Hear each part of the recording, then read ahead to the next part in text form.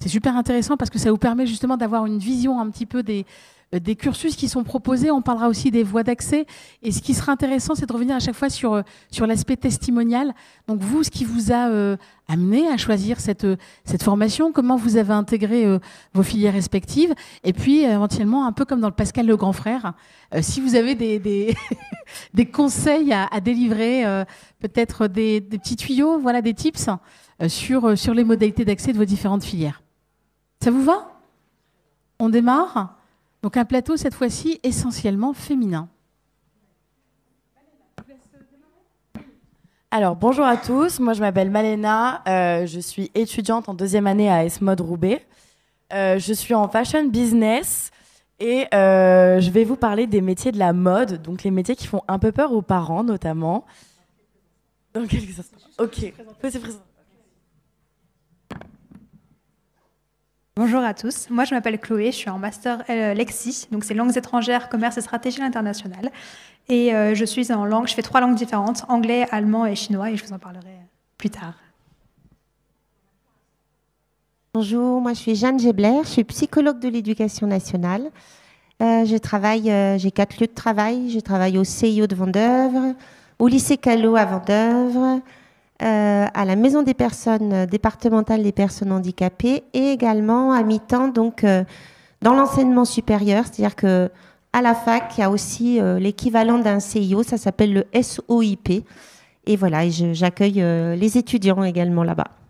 Jeanne est notre fil rouge, donc c'est elle qui a réponse à tout et elle pourra compléter notamment sur la stratégie, les parcours et les voies d'accès et puis éventuellement en termes de poursuite d'études. Voilà. Bonjour, donc moi c'est Jeanne aussi. Je viens donc d'un master MEF, donc c'est pour l'enseignement en la discipline français. Donc je pourrais vous parler du métier pour être professeur de français, de lettres. Et voilà. Bonjour.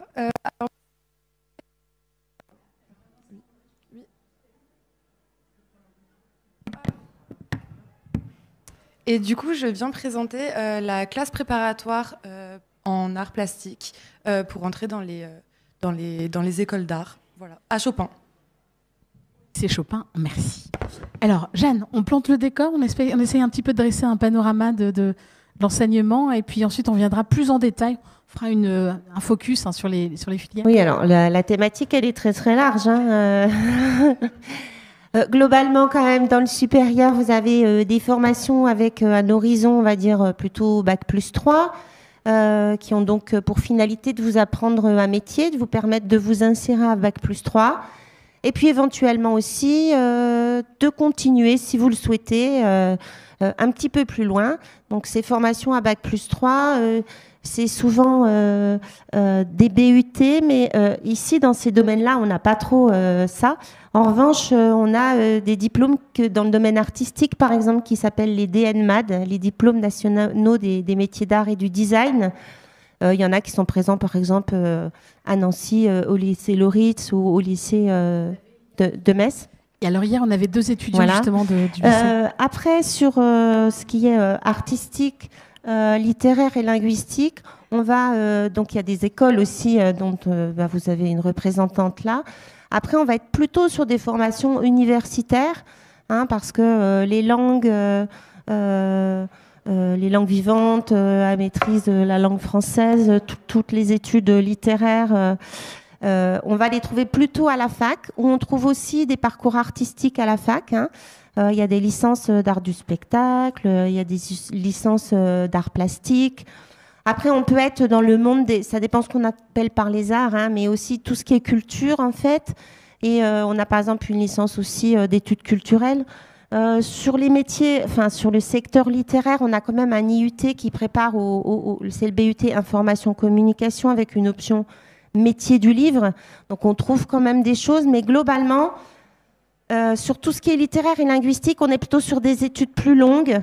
Voilà. Ou alors on les mixe avec autre chose. Par exemple, les langues, ça va bien avec le commerce. Et on a par exemple une formation à Bac+2 en BTS commerce international. Mais les langues toutes seules, en fait, il faut les coupler à d'autres compétences comme la pédagogie, etc. Et puis on a la chance d'avoir depuis quelques années au lycée Chopin à Nancy. Donc c'est une classe qui est unique dans l'académie, dont vous parlera tout à l'heure. Alors là, moi je suis derrière, donc je me rappelle plus votre prénom. Mais cette classe préparatoire aux arts plastiques qui permet aussi à des élèves qui n'ont pas fait d'art dans leur cursus au lycée de pouvoir rattraper un petit peu, je dirais, ça. Donc et de se préparer au concours. Donc c'est vraiment une chance d'avoir ça. Incarné aujourd'hui par Audrey. Et justement, on va démarrer par vous. Bonjour. Du coup, effectivement, comme vous venez de le dire, pour entrer dans la classe préparatoire, il y en a beaucoup qui n'ont pas forcément fait d'enseignement artistique au lycée. Par exemple, moi, je viens de l'ancien bac, mais j'avais fait un bac ES. Et après, j'ai fait du droit. Du coup, c'est vraiment totalement l'opposé, finalement. Mais finalement, avec l'envie, la motivation, etc., de vraiment réussir dans ce domaine, on va dire, ça nous mène à tout. Et c'est vrai que dans la classe, on vient tous d'univers un peu différents. Et on arrive tous à trouver notre chemin depuis la rentrée. Alors, 2 questions. Qu'est-ce qui a motivé votre choix? C'est vrai que de passer d'un bac ES à une prépa art, c'est pas dans la, on va dire, dans la suite logique des études. Pour autant, on peut très bien effectivement avoir une fibre artistique et vous le prouvez aujourd'hui. Et puis ensuite, j'aimerais qu'on vienne un petit peu sur le contenu pédagogique de cette prépa. Oui, alors tout d'abord, personnellement, comme vous l'avez dit, j'ai toujours l'école eu cette envie artistique, etc. Mais aussi, j'étais forte à l'école, etc. Ça m'intéressait énormément. Le bac ES, c'était vraiment ce qui m'intéressait, c'est ce que je voulais faire. Et du coup, c'est pour ça que j'avais continué de base dans des études de ce style qui reste intellectuel, on va dire. Et au bout d'un moment, je me suis rendu compte que juste, je me projetais pas dans le futur, dans ce genre de domaine, et du coup, j'ai dû prendre le risque, on va dire, pour peut-être être plus heureuse plus tard, j'en sais rien, mais de vraiment me lancer là-dedans. Voilà, et je voulais quand même garder une sécurité, c'est pour ça que là, je suis en prépa, parce que je sais qu'au moins là, c'est un bon niveau, et en plus, c'est gratuit. Du coup, par rapport, on va dire, au risque, au moins, par exemple, à mes parents, le risque de changer, d'avoir changé du tout au tout, c'est pas, ça n'amène pas un coût financier en plus. C'est vrai que beaucoup d'écoles du domaine artistique sont des écoles privées et payantes et avec des coûts assez élevés. Il y a des formations publiques qui sont ni meilleures ni moins bonnes, c'est pas la question, mais comme il y en a peu, elles sont très demandées. Donc voilà, quand on a la chance de pouvoir peut-être au moins essayer dans un premier temps, c'est vraiment un avantage. C'est ça. Et du coup, par rapport au contenu, c'est ça ? Par rapport au contenu, du coup, on a beaucoup de pratiques artistiques où on essaye d'un peu explorer plein de domaines différents pour vraiment trouver un peu son truc à soi finalement. Parce que, par exemple, en rentrant dans la prépa, on a forcément des pratiques qui nous plaisent plus que d'autres. Et au final, au fur et à mesure, avec de nouvelles découvertes, de nouvelles expériences, etc., on arrive à trouver plus précisément ce qu'on aime, et des fois ça change du tout au tout. Et on a aussi de la culture artistique et des cours de culture générale aussi. Ça c'est pour tout ce qui est par exemple pour les écrits, pour les concours, et même par exemple les cours de culture artistique, ça nous permet d'avoir beaucoup de références.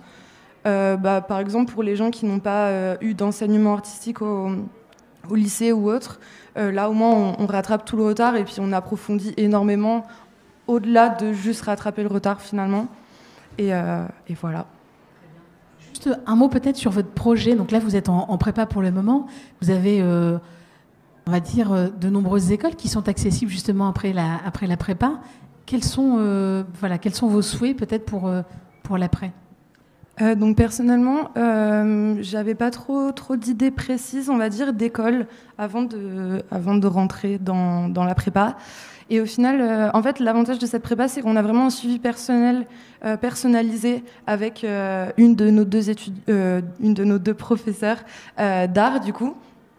Et du coup, elle nous donne plein de conseils et c'est pour approfondir aussi en fonction du domaine qui nous intéresse. Et du coup, personnellement, j'aimerais bien plus me rapprocher vers la photographie artistique, la photographie de mode, désolée, ou alors la mode tout court. Et du coup, par exemple, il y a une école de photographie à Arles. C'est un peu loin, mais au moins ça me permettrait de directement faire ça. Et c'est normalement accessible en Bac+2. Mais du coup, moi, j'avais validé 2 ans de droit. Du coup, je suis dans l'attente de leur réponse pour savoir si c'est possible de pouvoir candidater, on va dire, avec ces 2 années de droit. Et voilà, et du coup, ça serait un master directement. Sinon, il y a par exemple les Beaux-Arts de Nancy aussi, pourquoi pas, des écoles plus proches, plus générales. Mais ça, on verra bien. On va tester sur Parcoursup un peu plein d'univers différents, puis on verra bien. Voilà. Juste une petite... c'est une classe prépa, mais par rapport aux autres classes prépa qu'on connaît, hein, c'est une classe prépa qui dure qu'1 an. Voilà. Le passage par cette prépa, c'est vrai, ça permet d'accéder à une multitude d'écoles finalement, enfin d'établissements. On en a parlé de la photographie, il y a la mode aussi, il y a le cinéma. La mode, donc pour vous, ça évoque quoi? Ça représente quoi? Vous avez peut-être des références à nous communiquer, des influences? Alors c'est un peu large comme question, mais personnellement, moi j'aime bien par exemple le travail pour donner des gros noms, par exemple le travail de Mugler ou des créateurs comme ça, des créateurs un peu extravagants qui travaillent beaucoup sur le corps de la femme et sur toutes ses formes, etc. Et du coup, c'est un peu ce qui m'intéresse au niveau de la vision, mais après c'est pas forcément moi ce que je fais en pratique quand je fais plus de couture, c'est pas forcément vers ces inspirations que je vais, mais ça reste toujours et ça m'aide pour plein d'autres projets finalement artistiques. Ce genre d'inspiration dans la mode, au final, ça peut me guider vers d'autres réalisations, quoi. Et selon vous, c'est quoi les qualités pour réussir dans la filière? Ou quels conseils vous donneriez justement aux jeunes filles ou aux jeunes gens, hein, ça peut être aussi des garçons? Pour moi, c'est vraiment déjà, faut vraiment être motivé parce que ça reste un rythme assez condensé. C'est un peu des journées comme au lycée, des journées longues quand même, mais être motivé et vraiment y aller parce qu'on a réellement envie d'y aller, parce que sinon c'est pas que ça sert à rien, mais c'est quand même beaucoup de travail. Et s'il n'y a pas l'accroche derrière, c'est facile de perdre le fil au final.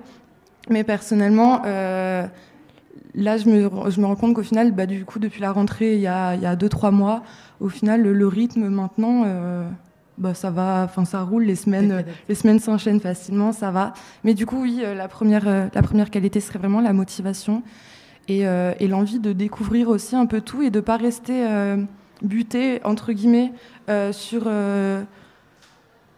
nos a priori ou sur nos idées, on va dire, parce que les profs sont vraiment là pour nous aider et nous aider à découvrir des choses et à vraiment nous pousser, parce qu'elles savent en même temps les attentes des écoles et il faut vraiment les écouter. Parce que même si des fois c'est un peu dur, parce que évidemment, vu que c'est un domaine artistique, ça nous touche un peu plus personnellement quand c'est des critiques sur nos réalisations, parce que forcément ça vient de nos idées, c'est nos goûts, ça vient de nos mains, on va dire. Du coup, forcément, les critiques sont un peu dures à accepter, mais faut se dire qu'on est là pour progresser et forcément on peut pas réussir dès mi-septembre et que les profs sont vraiment là pour nous aider, quoi. Très bien. Jeanne, pour revenir un petit peu sur les filières artistiques, on a parlé de la prépa.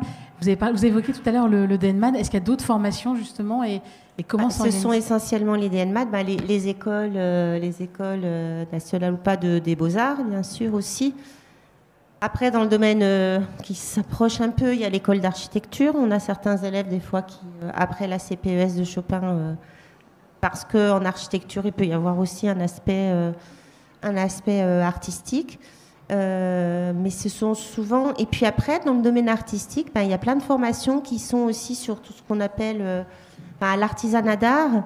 Et là, on a beaucoup de formations dans le cadre même souvent de l'apprentissage, mais sur les arts de la broderie, sur la joaillerie, sur les tailleurs de pierre. Ça, ce sont aussi des métiers artistiques qui certains existent dans des lycées, mais on est souvent sur des formations dans un premier temps SAP qui sont beaucoup dans le cadre de l'apprentissage ou avec beaucoup d'alternance, parce que c'est d'abord des savoir-faire qu'on va acquérir. Donc, on va rester dans le secteur artistique, entre guillemets, avec vous, Malena. Donc, vous êtes dans une école de mode, S-Mode. Même exercice. Est-ce que vous pouvez nous parler, nous revenir un petit peu sur votre parcours? Alors, moi, j'étais pas du tout partie pour faire de la mode. Moi, mon rêve, c'était Wall Street. Rien à voir. Mon rêve, c'était de faire de la finance. Enfin, un rêve. On m'avait dit que j'étais douée pour les maths, donc je me suis dit ok, finance. Donc j'ai essayé de rêver grand. Moi, je voulais faire de la mode, mais on m'avait toujours dit que la mode c'était stylisme ou faire designer, alors que je suis nulle en dessin et que je sais pas coudre et que j'ai surtout pas la patience de coudre. Donc je me suis jamais redirigée vers les métiers de la mode. Et quand j'ai commencé ma première année de finance, donc moi j'étais dans une école de commerce, je me suis vite rendu compte que je détestais ça. Et c'est là qu'on m'a parlé pendant mon stage d'une école qui s'appelle S-Mode et qui fait design et business. Et en fait, j'ai vite appris que, par exemple, votre pull, il est passé par 120 métiers différents. C'est pas juste un modéliste, un styliste ou un designer qui va créer un pull. Il y a aussi, j'ai pensé tout à l'heure, vous parliez de faire de la photo dans la mode. C'est un métier, hein, photo dans la mode, et on peut passer par une école d'art, mais on le propose aussi à S-Mode. On peut faire de l'événementiel, du marketing, et ça fait très commerce, mais c'est très très créatif. Voilà, globalement un peu l'idée. Du contenu pédagogique. Donc on a des petites bases. Donc c'est un bachelor, que ce soit en design ou en business. Donc moi je suis en business. Bachelor c'est 3 ans, oui. Et après, on peut continuer sur un master pour ceux qui veulent se spécialiser encore plus. On a forcément les petites bases d'une école de commerce et c'est léger. Mais sinon, on va retrouver toute la partie artistique qu'on peut parler, du marketing et de la communication. On doit créer une ADN de marque. On doit parfois faire du dessin. Quand on crée, il y a 2 semaines, j'ai rendu un projet où je devais faire un sac à main. Mon sac à main était très moche, hein, parce que je suis pas du tout manuelle, je pense que vous l'avez compris. Mais j'ai dû créer un logo, j'ai dû faire un site internet où j'ai dû faire des photos justement avec des mannequins que j'ai dû recruter. Je me suis occupée de créer toute l'ADN de l'Instagram, de Facebook, des réseaux sociaux et créer une stratégie marketing qui était uniquement visuelle. Donc il y a quand même un côté hyper artistique et créatif. Et c'est ce qui me manquait en fait dans le commerce. J'aime bien le commerce, mais je suis quelqu'un de créative.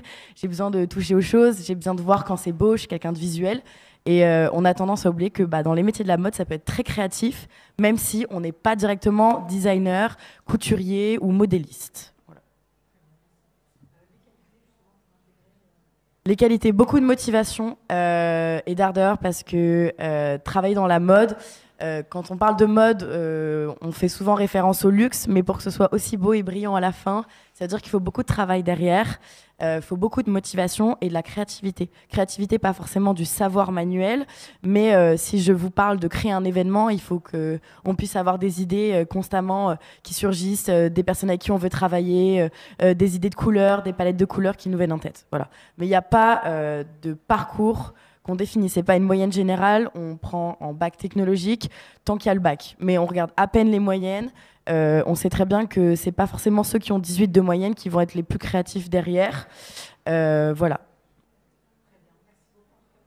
Pour ce témoignage. Jeanne, il existe plusieurs écoles de mode. Alors c'est vrai qu'il y a S-Mode, il y a la chambre syndicale. Oui, alors je ne les connais pas toutes. Il y en a pas mal en France. Donc après, il faut vraiment regarder quelles sont leurs spécificités aussi. Hein, et puis, regarder un peu ce que deviennent les étudiants ensuite, les diplômés. Ce qui est bien, c'est d'aller aux portes ouvertes pour discuter directement avec à la fois les enseignants. Voilà, je leur dirai la même chose que tout à l'heure.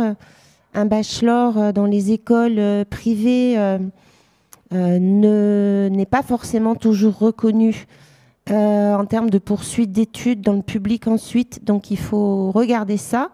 Maintenant, sur des métiers comme ça, on cherche surtout des compétences. Et au final, c'est moins le diplôme qui compte que les compétences qu'on a pu développer. Mais il y a actuellement des fois un petit hiatus entre les bachelors universitaires de technologie et les bachelors des écoles des écoles privées. Donc certains sont reconnus réellement à Bac+3 et on peut poursuivre après, par exemple dans un master dans une université classique, et d'autres non. Donc il faut regarder avant. Voilà. Alors, maintenant, il n'existe pas vraiment l'équivalent de ce que fait Malena.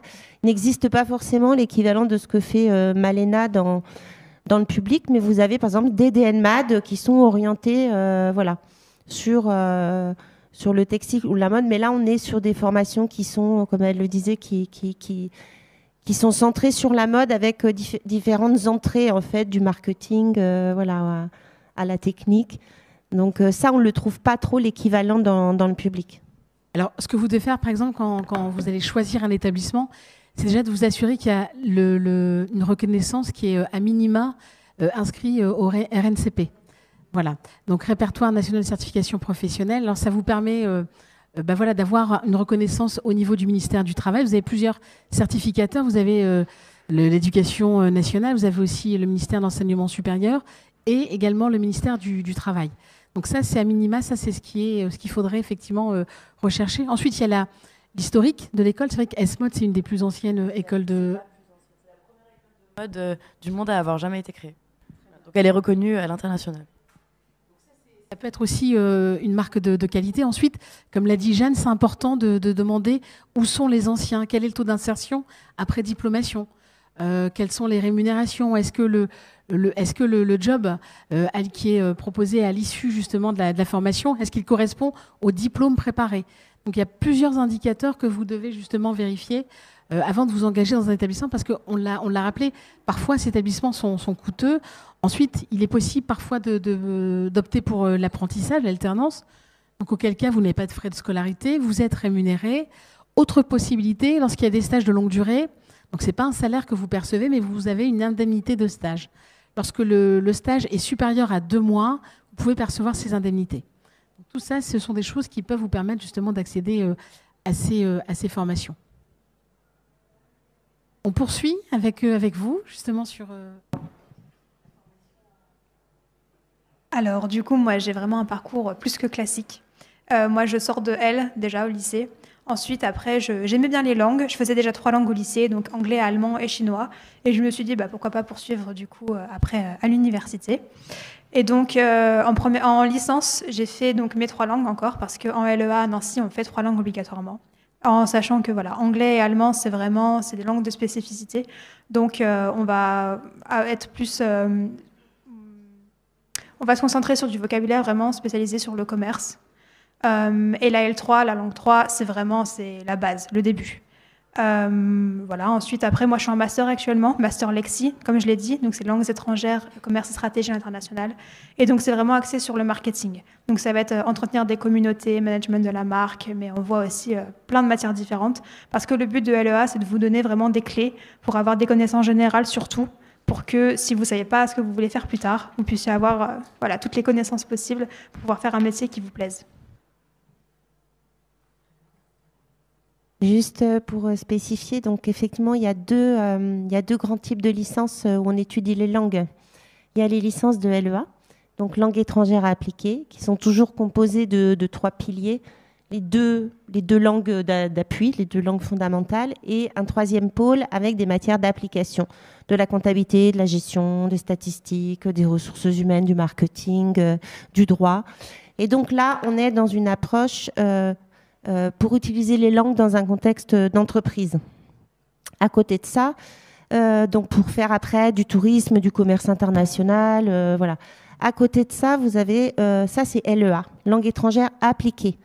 En LEA, on ne va pas traduire du Shakespeare, mais plutôt des articles de journaux économiques. On va faire des présentations à l'oral du packaging d'un objet.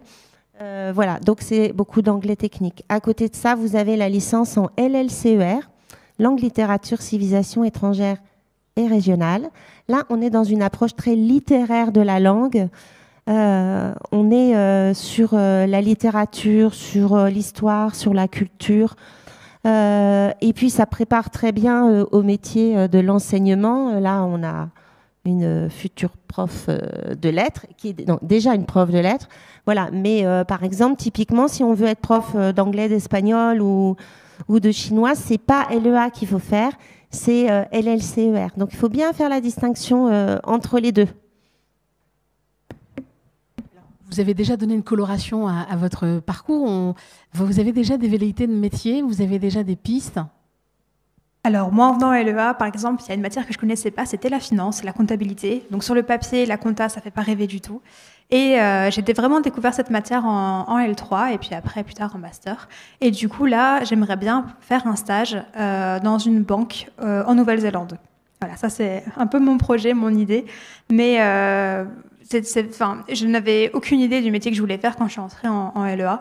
À l'origine, moi, j'ai fait plusieurs stages, que ce soit dans le tourisme ou dans le service client. Là, par exemple, j'ai fait un stage de 5 mois à Berlin dans le service client. Donc, rien à voir avec la finance ou même la Nouvelle-Zélande.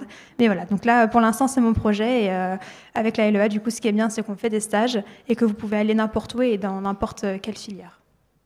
Je rebondis quand même sur l'idée, j'avais pas de projet. C'est quand même un des gros avantages des études en licence. C'est que vous entrez en licence, vous vous consacrez à l'étude d'une matière, mais dans tous ses aspects. Et justement, en licence, vous avez le temps de mûrir progressivement votre projet et de découvrir des choses que vous ignoriez. Traditionnellement, quelqu'un qui est très littéraire, la compta, il y penserait jamais. Et puis, il se dirait, moi, en tant que littéraire, je vois pas je ne pourrais pas aller en compta. Donc, c'est ça l'intérêt des études universitaires, c'est que le projet se construit petit à petit.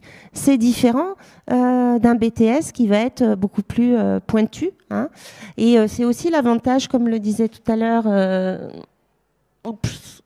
Audrey, c'est ça par exemple, de la classe prépa à l'enseignement supérieur en arts plastiques, parce que justement, elle va pouvoir découvrir les différents domaines des arts et des techniques qu'elle ne connaissait pas. Donc, quand on n'est pas trop sûr de son projet, on se centre sur la matière, on se dit, est-ce que j'ai envie d'étudier de langue vivante? Est-ce que c'est plutôt Shakespeare ou plutôt le journal télévisé qui m'intéresse? Et à partir de là, on y va et on découvre des choses régulièrement. Et quand on demande aux étudiants qui sont en master pourquoi ils ont choisi ça, finalement, il y en a très peu qui vous disent « mais moi, je visais ce master-là d'emblée ». Il y a plein de gens qui ne connaissent même pas l'existence de certains masters en arrivant à la fac. Chloé, même question. Selon vous, quel est le profil des étudiants qui réussissent le mieux dans votre filière ? La motivation, on va revenir encore une fois, parce qu'effectivement, il faut vraiment être motivé pour faire des études. Après, oui, il faut travailler quand même, parce qu'on a tendance à associer l'être avec l'oisiveté. Pas du tout. Il va falloir quand même travailler chez soi. Après, la première année, la deuxième année, c'est quand même plus light. Donc voilà, on pourrait quand même avoir une vie sociale sans problème. Mais voilà, il faudra juste pas oublier un peu de travailler quand même, c'est important. Avoir aussi une appétence pour les langues, c'est vraiment le but du coup de la LEA ou du master Lexi. On vous demande pas d'avoir un niveau C1, C2 quand vous entrez. Hein. En L1, L2, c'est vraiment on remet les bases à niveau. Enfin, tout le monde sur le même piédestal, c'est vraiment le principe. Les professeurs ne seront pas là pour vous casser, au contraire, ils seront là pour vous aider. Même entre élèves, on a tout ce qui est Quizlet, etc., des systèmes pour vraiment apprendre le vocabulaire. En général, on a quand même des promos qui sont vachement unis. Et donc, voilà, comme je l'ai dit, la première langue, ce sera l'anglais. La deuxième langue, ça sera votre choix, soit allemand, espagnol, italien. À Nancy, on fait aussi du russe, du polonais et de l'italien. Et en fait, voilà, ça sera, on va attendre de vous quand même un niveau A2, B1 pour que vous puissiez quand même suivre les cours. Mais c'est vraiment au début, c'est vraiment juste la base, quoi. Voilà. Alors Jeanne Jolivet. Jeanne Jolivet, oui. Il y a... C'est pareil. Alors vous exercez le plus beau métier du monde. Est-ce qu'on peut revenir sur votre parcours? Donc vous avez eu le concours. Oui, c'est ça, je l'ai eu l'année dernière, donc j'ai passé le CAPES l'année dernière. Donc vous êtes professeur stagiaire en formation à l'INSPE? Alors non, je suis en préparation à l'agrégation, j'ai obtenu un report de stage, donc je serai professeur l'année prochaine en 2024. Et donc pour le parcours, donc déjà je viens d'un bac S, donc pareil c'était l'ancienne formule, mais ceux qui sont en scientifique, c'est pas pour autant que les portes littéraires vous sont fermées. Et donc après, je me suis dirigée vers la littérature. Donc j'ai fait 2 ans de prépa Cagnes-Hippocagne au lycée Poincaré à Nancy. J'ai fait une licence de lettres et ensuite donc ce master MEF second degré en discipline donc français. Et donc par rapport au master surtout, donc vous avez bon pour le master second degré, donc vous devez bien évidemment choisir la discipline dans laquelle vous souhaitez enseigner. Donc j'ai choisi le français. Toutes les disciplines sont ouvertes, donc vous les connaissez relativement toutes avec vos parcours en collège et en lycée. Et vous avez aussi le choix d'un master MEF premier degré. Donc là, c'est pour enseigner en primaire, de maternelle à primaire. Et le master second degré, c'est pour enseigner de collège à lycée. Et après, vous pouvez passer l'agrégation, qui est un autre stade. Donc ça, c'est donc pour primaire et maternelle, c'est le CRPE. Collège, lycée, c'est le CAPES. Et après, vous pouvez aussi passer l'agrégation, donc ce que je tente cette année. Donc là, c'est surtout pour enseigner. Vous pouvez enseigner en lycée, mais surtout dans les classes préparatoires, BTS. Plutôt effectivement études supérieures. Dans le supérieur, oui. Vous pouvez même enseigner à l'université en tant que prague, par exemple, avec une agrégation. Alors, c'est vrai que l'organisation des études donc c'est fortement modifié. Jeanne, donc vous allez revenir justement dans quelques instants. Oui, pardon. Oui, parvenir dans quelques instants justement sur le concours. Alors c'est vrai que pendant longtemps on passait le concours au niveau M1, désormais c'est le M2. Il y a aussi des prépas enseignement destinés à favoriser. C'est-à-dire que oui, sur certaines matières en fait, on offre la possibilité d'avoir une entrée progressive dans le métier. Donc dès la L1, ensuite un peu plus fort en L2, ensuite un peu plus fort en L3. Donc c'est déjà quelque part un pré-engagement où vous êtes aussi avec des compensations financières. Ça c'est pour susciter davantage de vocation d'enseignants, puisque vous savez qu'on manque cruellement d'enseignants. Donc en fait, dans les INSPE, il y a plusieurs statuts en fait en fonction du parcours de l'étudiant. Vous avez aussi des filières plus spécifiques, par exemple sur les professeurs des écoles. Vous avez alors à la fois dans votre licence, vous êtes en licence, je sais pas, de langue ou puisqu'on est dans le domaine littéraire, voilà, ou en licence de musicaux, et vous avez déjà des options possibles à prendre pour l'enseignement. Et puis, vous avez aussi, par exemple, la licence en sciences de l'éducation qui ne relève pas de ce domaine pur, qui ouvre l'année prochaine dès la première année et qui va vous préparer. Maintenant, ce qu'il faut savoir, c'est que voilà, quand on veut être prof en collège ou en lycée, il faut absolument faire étudier la licence qui correspond à la matière que vous voulez enseigner. C'est pas possible, même par exemple LEA ne prépare pas bien un étudiant à pouvoir avoir toutes les connaissances nécessaires pour pouvoir réussir le CAPES d'anglais.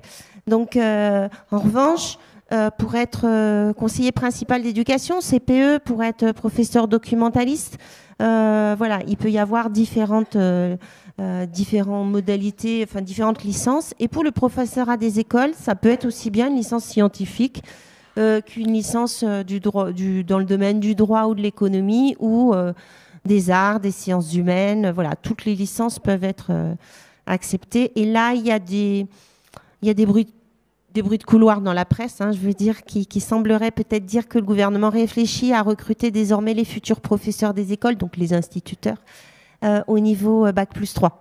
Alors qu'actuellement, ils sont comme les enseignants de collège et de lycée recrutés à Bac+5. Donc il va falloir suivre ça. Voilà. Merci beaucoup pour ces précisions. Est-ce que vous avez des questions jusqu'à présent? On va profiter, parce que tout à l'heure, on a un peu écourté le temps d'échange. Oui. Il y a un micro.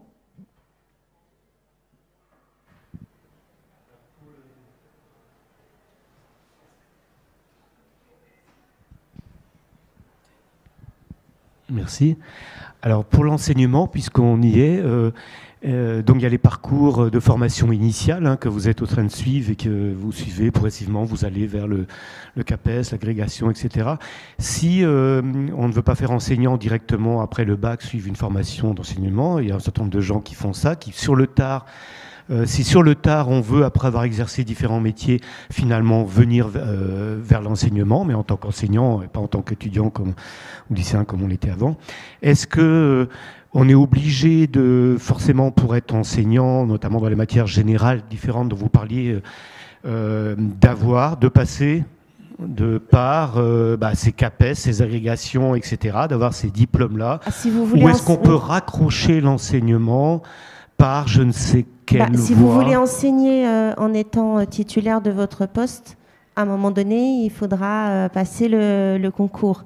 Alors ce concours peut se passer aussi en voie interne, c'est-à-dire que quand on est, si on veut être enseignant par exemple en maths et qu'on est ingénieur de formation ou autre chose, on peut commencer à être ce qu'on appelle contractuel. Donc on est recruté par le rectorat directement et au bout d'un certain temps d'années de contractuel, on peut passer un concours interne. Voilà. Après, moi, j'ai des collègues qui ont une autre vie professionnelle avant, enfin dans les lycées, dans les collèges, qui ont pu travailler dans les banques, dans les services de ressources humaines. En fait, après, c'est surtout qu'il faut récupérer le contenu, en fait, le contenu nécessaire pour le concours. Mais vous ne pouvez pas être titulaire dans l'enseignement public d'un poste si à un moment donné, il faut se faire titulariser. Et alors après, il y a des...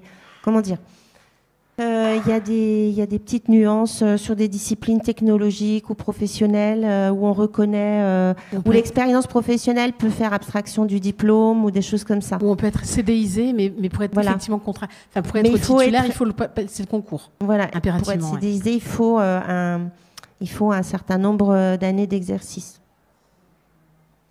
Voilà. Est-ce que ça répond à votre question ? Oui. Juste derrière vous, vous pouvez passer le micro, il y a la dame. Ah bah, Chloé a été plus rapide.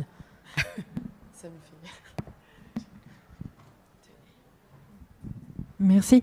Moi, j'étais intéressée par le secteur de l'édition et je me demandais comment on rentrait dans ce secteur-là.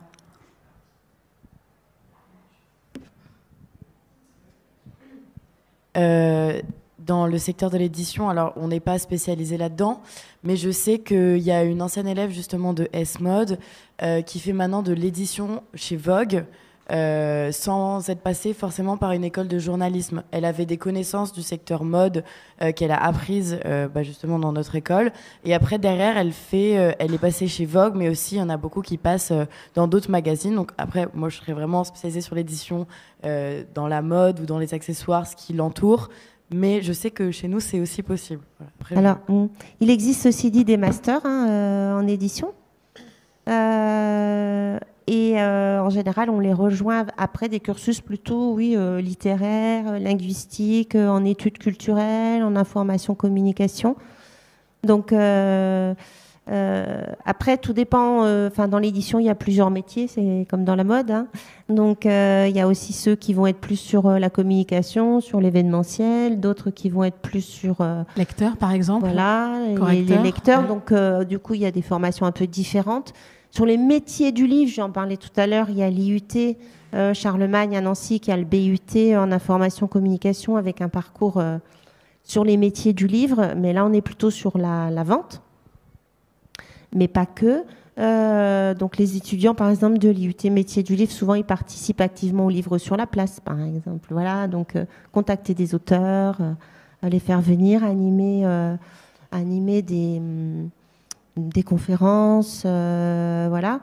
Donc mais sinon c'est souvent des gens qui ont fait des licences de lettres, d'études culturelles, voilà. Et puis après, il y en a qui peuvent avoir fait autre chose, avoir fait une licence de droit avant, parce qu'après, il y a aussi, dans le domaine de l'édition, après, il y a aussi des secteurs spécialisés, comme la mode, comme la science, voilà, donc ça va dépendre aussi un peu. Après, on peut coupler une formation qui peut ne pas être forcément littéraire au départ, avec également des compétences qu'on va ajouter.